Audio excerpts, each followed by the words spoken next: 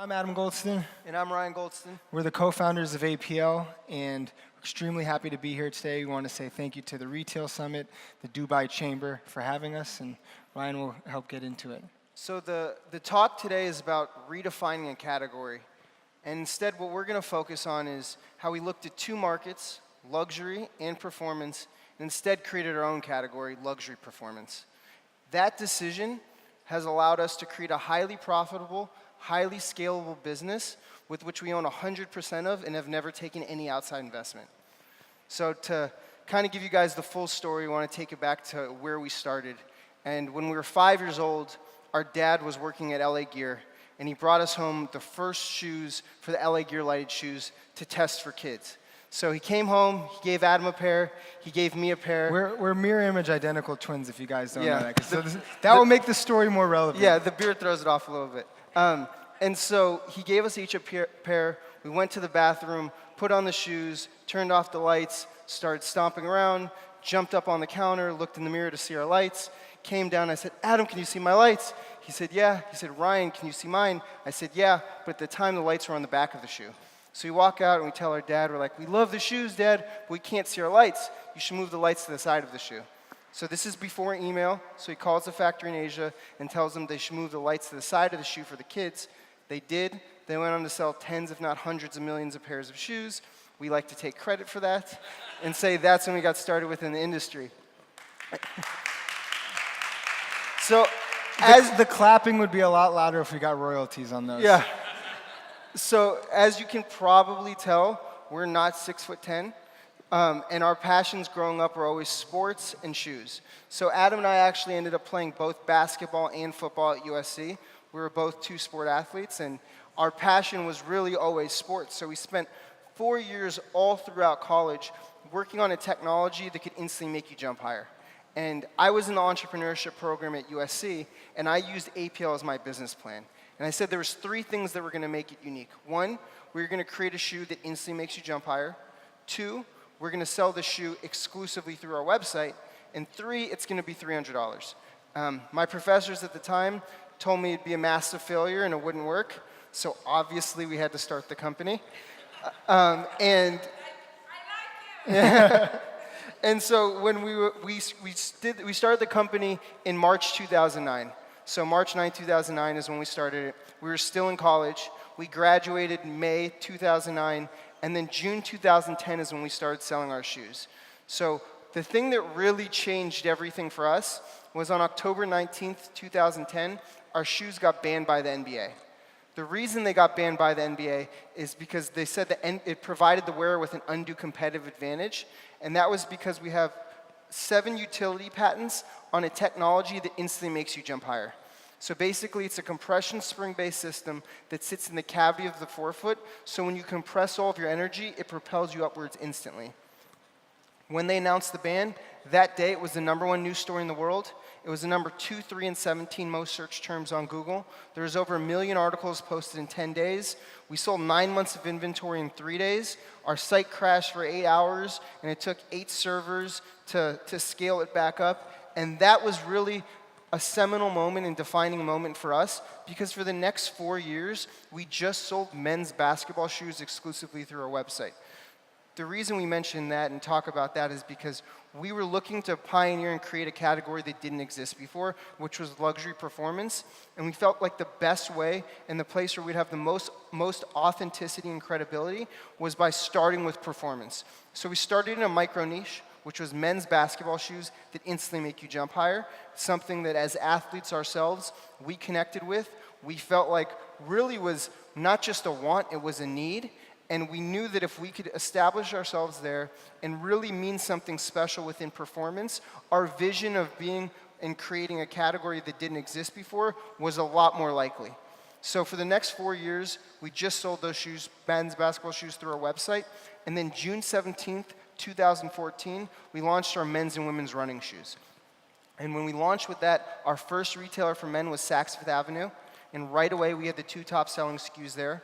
Our first retailer for women was Net-a-Porter, which we launched with on January 1st, 2015.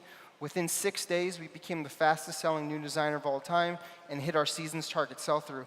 And from there, we really built our distribution network ourselves. So we have no sales reps, we have no showrooms, we don't do trade shows, and we have no distribution partners. So we've truly built it all internally, and at this point, we're sold in most of the world's top luxury retailers. So Barney's, Saks, Bergdorf's, Neiman's, Mr. Porter, Net-a-Porter, Harvey Nichols, Selfridges, Lane Crawford, Shopbop, Intermix, Level Shoes, you name it, we're sold there.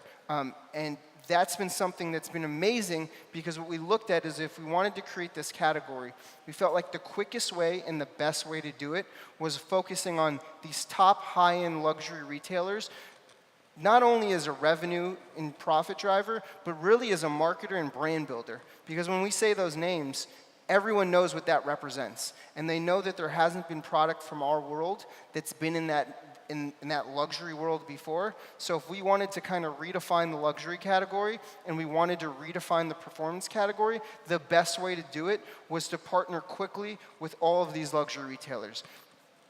That part has been amazing, and one of the biggest partners, and I would say visually speaking, that people have seen, is we launched with Lululemon.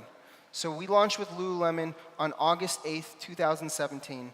When we launched with them, we became the only third-party brand sold in their stores, the only footwear brand sold in their stores, and that was a pretty big moment, not only for us, not only for Lululemon, but for the industry, because they had, I believe, the highest sales per square foot of any retailer in their category in the country. And so we launched with them. We launched in 23 stores across North America, and Adam and I went to all 23 stores within 38 days. The basis for that was we were trying to understand the market, understand what made them special, how we could have success with them, and really how we could learn from it, so that as we continue to roll out our retail plan, we could really learn a lot from that. And it had a real impact. When we launched with them, August 8th, 2017, their market cap was $7.9 billion. The only thing that changed over the next 16 months within their stores, within their e-com and any of those from a brand perspective was us, and their market cap skyrocketed to $21 billion. So we're not taking full credit for that, but there was a very real impact, because our product carried a higher average ticket. It provided a full look, not just only from head to ankle, but head to toe, and the brand positioning elevated the market. And so that partnership has been one that's been very visual. People have seen it, people have heard about it. It's pretty widespread. But Adam can talk about some of the other partnerships that have been really important to us in creating this category of luxury performance. So as Ryan spoke about, as we were building the brand, as we were building the positioning and redefining a category, but really building our own, we felt like we could not only leverage our brand, but work with different partners in order to tell compelling stories on a large scale. So I'll tell you about a few of them and why they were significant to what we've done. So next week, we're going to be announcing our newest Formula One partnership. But for the last 3 years, we've been the official footwear supplier of Renault Sport Formula One team. So they're one of the most visible teams, not only because of their colorways, but also because of their budgets. So the famous teams like Ferrari, Mercedes, Red Bull, those ones are top tier. And then when Renault was coming back in, they wanted to try and figure out a way to target millennials. And Formula One is the most expensive sport. It's considered luxury performance across the globe. And it's the only sport that's truly global in terms of having one group. So there's 21 races in 21 different countries across the world. So you get a chance to have your product, have your brand in front of all of these different groups of people in these different countries. And it's a focal point for what's going on. So they came to us about wanting to more or less reach the millennial market and tell a compelling story through product, through design, and through marketing. And so we didn't take over their entire social campaign, but we worked with them to build a compelling visual story, not only through our product, but through their brand and through their channels. And from when we started with them, they were at the bottom of the pack, and then last year, I believe we finished 4th in the Makers Cup, which to be that competitive that quickly in Formula One and have the amount of exposure continually grow, it really solidified our place. And for instance, in terms of when Ryan talks about us doing special activations and whatnot in different markets. We did a special shoe for the Singapore night race in Singapore, made it available exclusively in one of our retailers in Singapore, and it sold out instantly. So we felt like if we were going to be building this category on a world scale, what better way to do it than through partnerships like that. Another incredible partnership for us is SoulCycle. So I don't know in the Middle East how familiar you guys are, because I don't believe there's a SoulCycle here, but in the US it's considered upper echelon workouts. And so for our product, we wanted to create something for them that reach their customer, because their customer is truly our customer, and make it so that there was a reason to go into their stores. They were never selling footwear ever before, and with us we launched an all SoulCycles worldwide first release, and it was an incredible success. And so we were not only able to leverage their market and who their customer is, because it's a pretty captive customer that comes in, day out. So if you're able to do something special and compel them, they will then act as brand ambassadors for us everywhere they go, and it was incredibly successful. And then one of our biggest partnerships that we're announcing tomorrow, so don't write on this yet, is we're becoming the official onboard amenities kit for American Airlines. And so it's the largest first class in business. It's the largest airline in the world, and we created specialty bags for them. And so we always say we create the best travel product in that luxury performance, and where they're trying to go is they want to really have a focus on wellness, because travel is becoming so important to the luxury consumer, and the luxury consumer and the millennial consumer defines luxury as travel. I mean, if you look at how global the world is becoming, if you're only focused on your home market, you can't be considered a global brand. It's impossible. And so for us to build this category, we had to leverage these different partnerships and not only go to them and tell them this is what we can do, but if you do this with us, it will elevate your experience. And so getting a deal done like that with American Airlines, which is a humongous corporation, was not the easiest thing in the world, but the response to it internally has been absolutely amazing. And so, amongst other things, we've been able to target specific retail partners and brand partners where we felt like they may have had some heritage that lends itself well to the mission we're trying to accomplish, and that we have a unique positioning through content, product, imagery, and experience that lends itself well, so it's mutually beneficial. It's not us taking anything or them taking anything from us. It's us building together, and we've seen those be the most important things for the growth. And one of the things that's been really important for us is when we look at kind of redefining a category, we looked at two categories. So we looked at sport and performance, and we looked at luxury. And we knew that if we really wanted to have an impact, we had to have a point of view.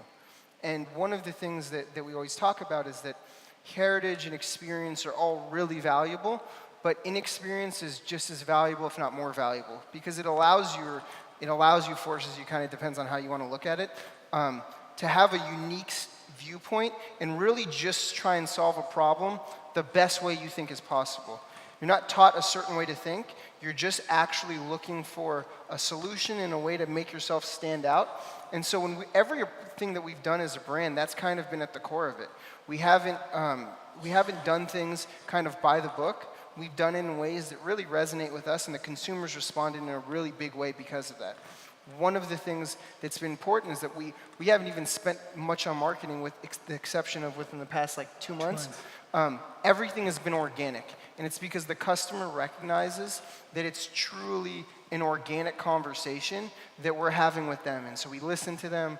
We felt like being in these two massive industries, if we focused on actually having the conversation with the customer, they would feel a lot more special. We'd be able to connect with them.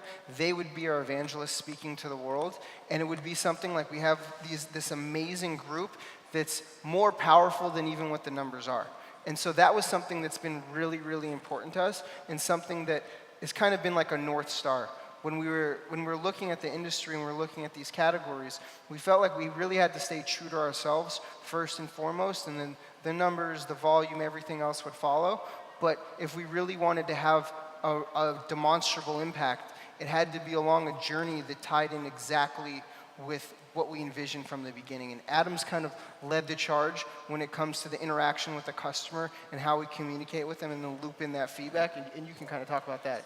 I'll touch on that, but I think one of the things that's also incredibly important in terms of how we've changed and built our own category is we looked at the way that business was done in the past. You had to build these huge corporations, so many people, different groups, so that you could accomplish a lot. We're really the first athletic company, the athletic footwear company that was born online. And so the way that we looked at it is we should not try to follow in the footsteps of what's been done before. We should try to create our own path.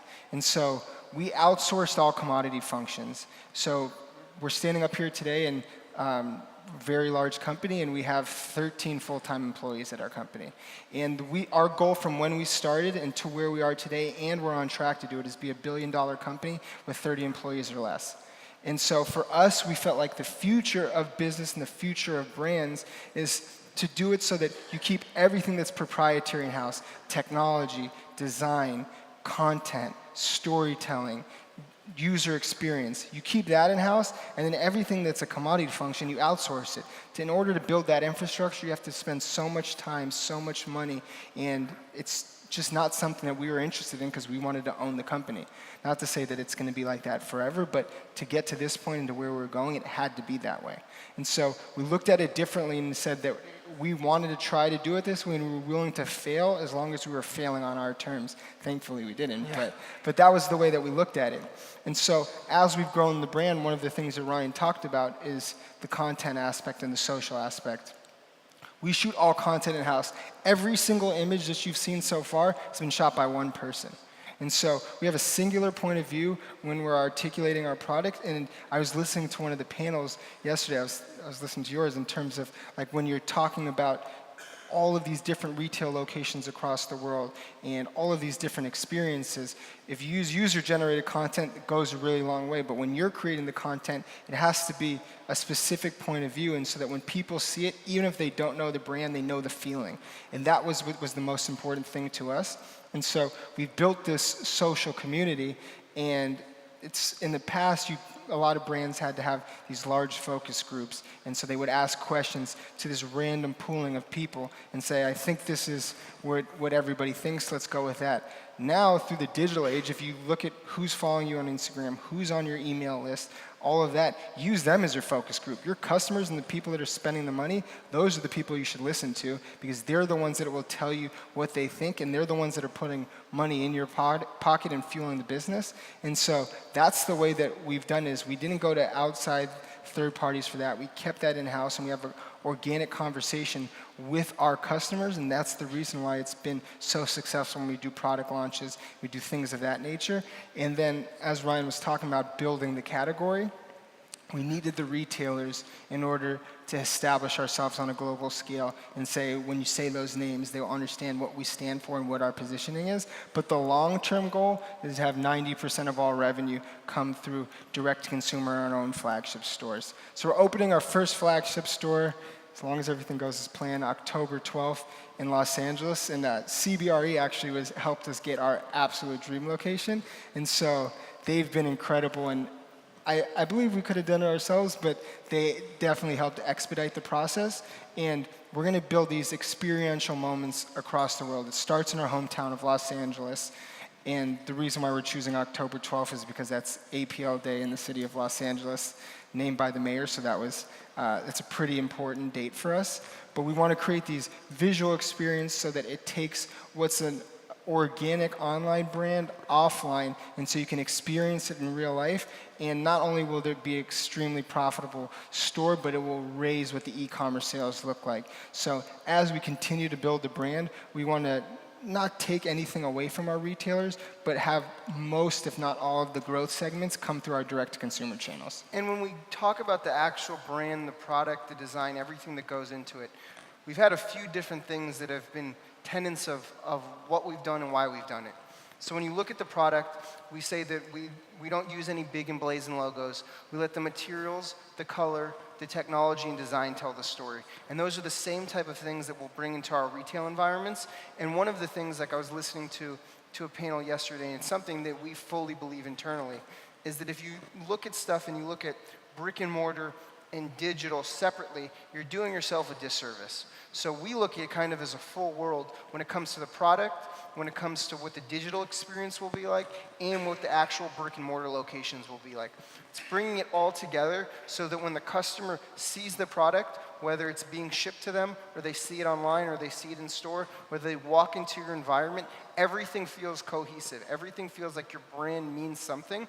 And the actual aspect of saying that we wanted to let the materials, the color, the technology, and design tell the story allowed us to be different within performance. It allows us to compete in the luxury world in a really unique way. And then when it comes to actually designing product, designing our environment, which will be our stores, and then designing our e-commerce platform, it allows the design to tell the story. It allows you to have a lot more freedom. You're not having to rely on other aspects like overt branding. And that has been something that's really connected with our consumers. And a big part of that is that the social world that we live in, while everyone's significantly more connected and everyone has a lot more interaction with people, it's typically online. Whereas with our product, you don't have a big logo. Someone sees the product, they want to have a conversation with you. It's almost exploratory. You're having actual interactions in person because someone doesn't see a logo and automatically know what it is. So they come up to you and ask you what the product is. It makes the person that's finding it, asking you about it, feel special. And it also makes the person that's wearing it feel special. So you're creating this community where everyone from whatever walk of life they are is feeling special about the product that they're wearing. We compete in such a massive ocean that we can have basically our own paradise, and it can still be large, it can still be amazing, and it can really be special. And so when you see our actual physical locations, which is the next frontier for the brand, they're going to be special, they're going to be unique, and they're going to be very APL, which is something that we've spent a decade curating and working towards. So it's a big move for us, but it's something that internally we're extremely excited about because we think it's going to be these destinations where you can kind of experience our world. Yeah, I mean, so like Ryan said, we want to build a world where you walk in and you feel like it's APL. And we've felt like we've done that across the world in our retail locations. I mean, one example is if you go into Level Shoes here in Dubai, the way that our product is displayed is different than the other types of athletic brands in the space. And that's by design. We want to make sure that if you always know that we sit at the top and that we created this space, and that's done by looking at the product and seeing the way that it's displayed. And so as we approach what we're about to do in the retail space, we have a ton of information about who our customer looks like online. And it's like what one of the panels was saying yesterday. There's so much information out there, and one of the things that we're lucky about is since we started online, we've had that since day one. So every decision we've made has been about how we feel about it, but it's rooted in data. So we're able to guide the brand and have your North Star be the vision of how you feel about the brand, what the emotion is like, but you're making decisions based on data. So if you can separate those two, and make the decisions that way, we believe that that's one of the reasons we've been able to build this category.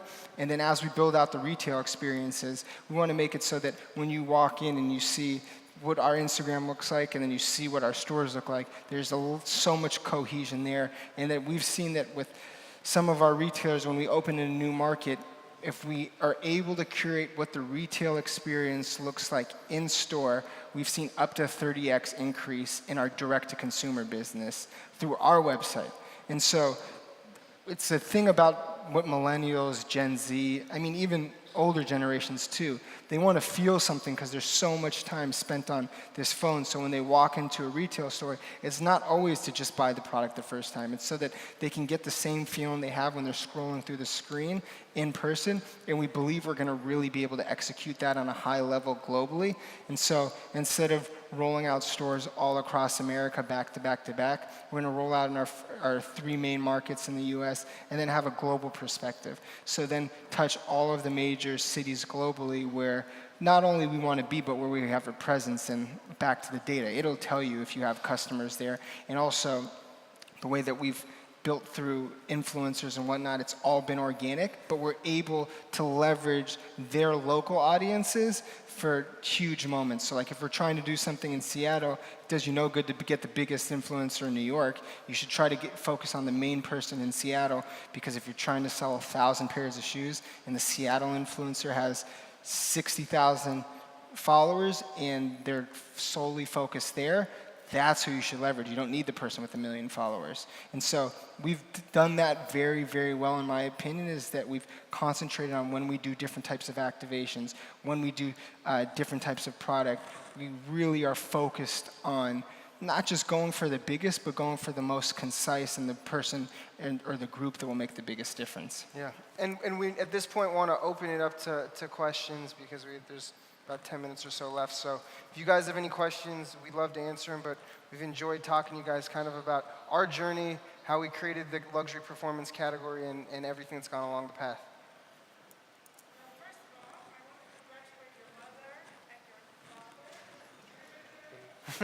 I think they're back in getting, the States. I think he's I getting. think he's bringing a microphone. Good morning, everyone from Mexico.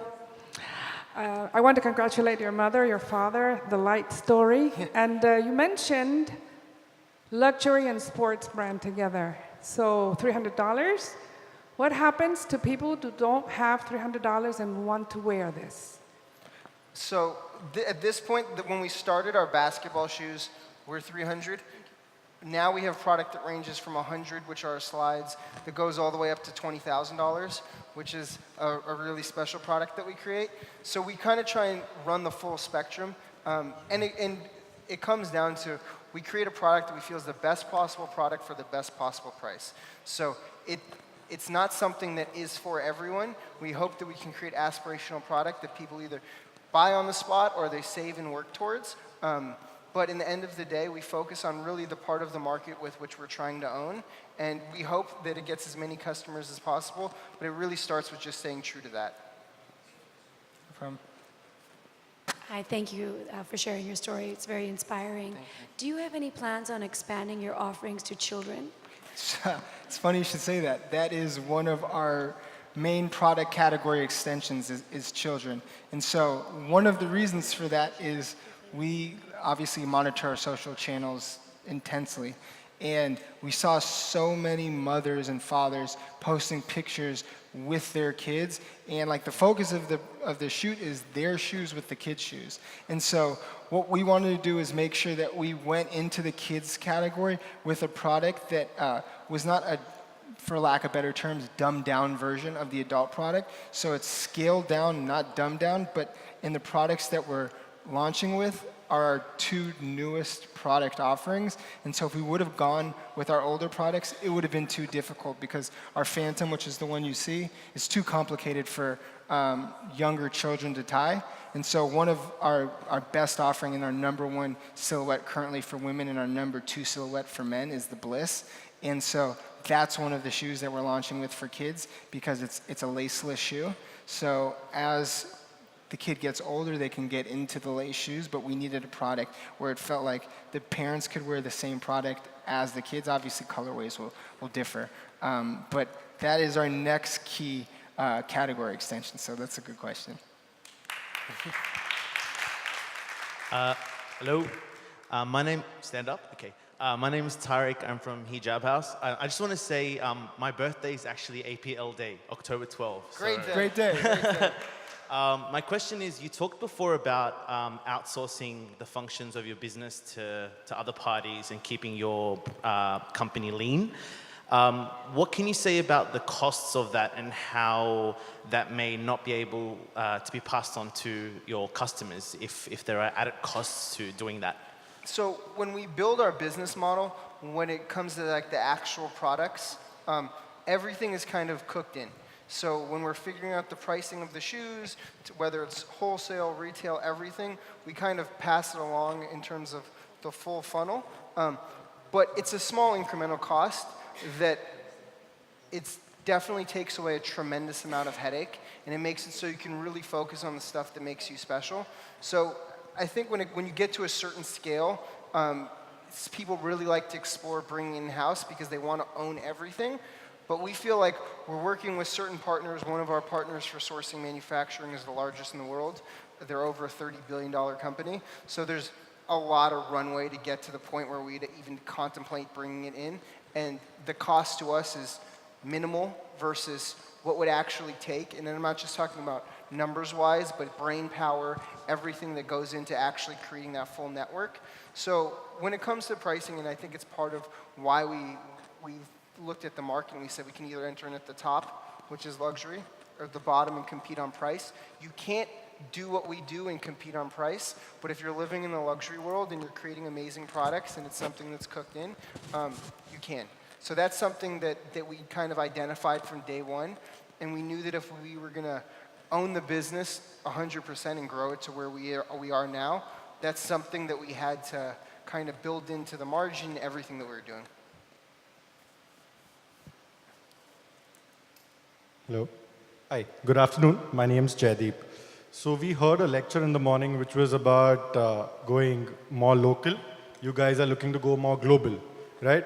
My question is, how do you stay away from the influence of your competitors, especially when you're looking to position and price your brand completely unique, but not going for, something like a global brand ambassador particularly, but staying more on the features of the product. So for example, your relationship with Formula One, etc. Yeah. So how do you stay away from the pressures of the influence of your competitors?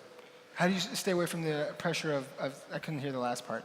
Of your competitors. So how do you not try and replicate them? That's a big pressure that you have. It's definitely a huge pressure, but it was something that we started from day one, is that we didn't want to be focused on what other people were doing. We wanted to do it the best way that we possibly could. There's 0% chance that we could have competed with those large companies in terms of marketing dollar for dollar. I mean, some of them spend excess of $5 billion a year on that. So if we tried to go down the same path they did, it would have been an epic failure. And so we have a global focus as a brand, but we still utilize the local aspect in terms of when we're doing activations, when we're targeting a specific market. So what I meant by global is that we have aspirations to be in the key global markets, but we're going to do that in a local sense.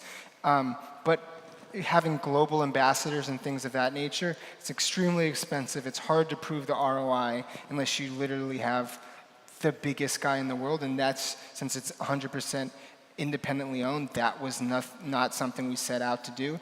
And we have no paid endorsers. So we built it as a global community, not as, here's a global ambassador, look at what this guy's wearing. And so I think that we built something on a large scale, and we've done it by concentrating on letting the brand be the hero, not the people be the hero, and I think that's the differentiator. Yeah, we always focused on making the brand and the product be the hero, and being a brand that for men felt like it was a brand for them, and women feeling like it was a brand for them.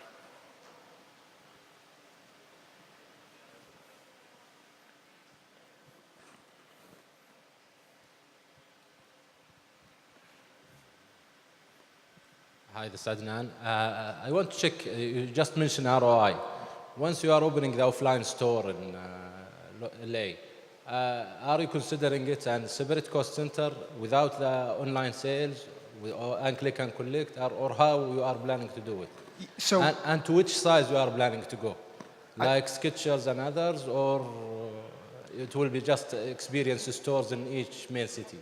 no, so in the pro formas, like the four-wall EBITDA on the stores is not counting the direct consumer business. So we believe, obviously, all of those things that we do in store will lead to growth in e-commerce, but when we evaluate if a store makes sense, we evaluate it based on what will this store do independently. And so as we're looking to do things across the world, that's what the formula is. I mean, obviously it would be incredible to see what the growth looks like in the direct consumer aspect on the website from the stores, and I'm 1,000% certain that where we're opening stores and the experience we're going to build will lead to that. But when we're looking at the actual financial modeling of the space, we're not taking into consideration what's going to happen in the website. Because somebody said yesterday, like, they don't open stores and marketing expenses.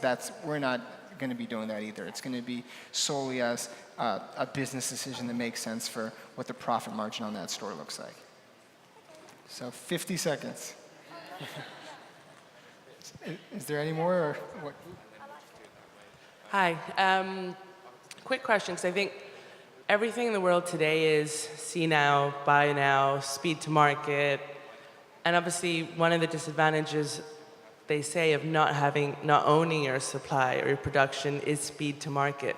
And the idea of having frequent drops to kind of, entertain the consumer and have freshness. Do you see that ever becoming, or do you see it today where you feel like the drops need to be smaller and more frequent? And does that become an issue in terms of supply chain? Yes and no. And the reason why I say that is that the way that we do the drops is that we don't do planned dates. So it's our customer always has to pay attention. It's one of the reasons why they're constantly checking. They don't know the specific date that it's coming, so they're constantly coming back and checking. So I would say that that is the drop schedule, I guess. But for us, like, the driver of the business is core product. Like when we do beautiful colors like the ones you'll see on the screen, it's great for getting people excited, and we'll sell those out pretty quickly when we release them. But the main driver of the business is heather grays, melanges, blacks, whites, navies. So that's day in, day out, and that's the constant revenue stream. And so we sprinkle it in with seasonal colors. So I think we play in both worlds pretty well, and our retailers thankfully have bought into what our schedules look like, so they are aligned in terms of what we're doing. So even though it's not see now, buy now, it appears that way because of what the release schedule looks like. And I think we're done. Thank you guys. Thank you guys.